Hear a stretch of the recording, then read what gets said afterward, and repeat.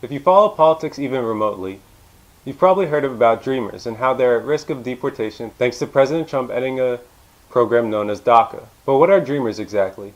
And what is DACA? According to The Guardian, DACA is a federal government program created in 2012 under Barack Obama to allow people brought to the U.S. illegally as children the temporary right to live, study, and work in America.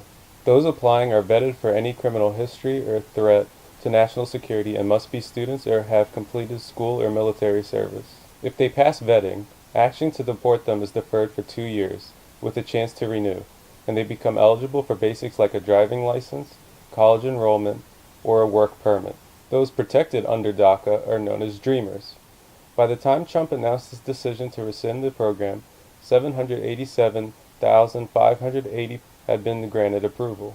To apply, they must have been younger than 31 on the 15th of June 2012 when the program began, and undocumented, lacking legal immigration status. They must have arrived in the U.S. before turning 16 and lived there continuously since June 2007. Essentially, Dreamers are people who came to this country as kids, and for a lot of them, the United States is the only country they've ever really known. They didn't choose to come here illegally, rather their guardians had them do it. Now look, if you're against illegal immigration because you think that people need to come to this country the right way, I get it. I can't argue and say that you're wrong. People should come to this country legally. They really should. But in terms of the kids, man, I don't know how you could be in favor of having them sent back. I do get the case to be made. If you let them stay, you incentivize people to come over here illegally for the sake of their kids, so that even if they get deported, their kids would be able to stay in a country they perceive to be better for their kids. But at the same time, man, that position feels so heartless and callous. I mean, they were just kids. I don't think I could ever be in favor of sending Dreamers back. I just don't. I mean, in my line of work, I work with kids a lot, and I get to know them pretty well. You develop a bond. And when I think of them, the idea of deporting them to another country, if it turned out that they were illegal, I just could never do it. Never. What about you? I want you to think about the favorite kids that you know.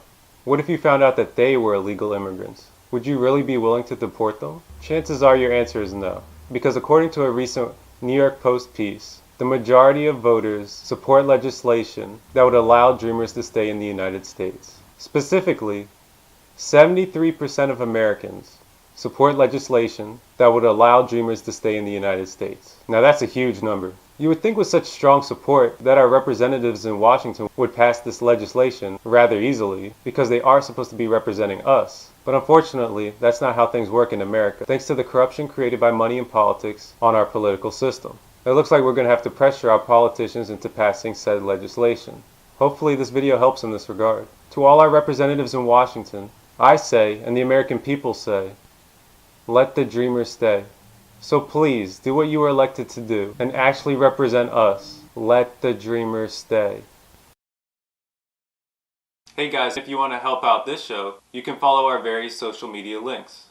Also, we have a Facebook group that you can join as well. And if you want to follow me on social media, you could do that as well. Alright guys,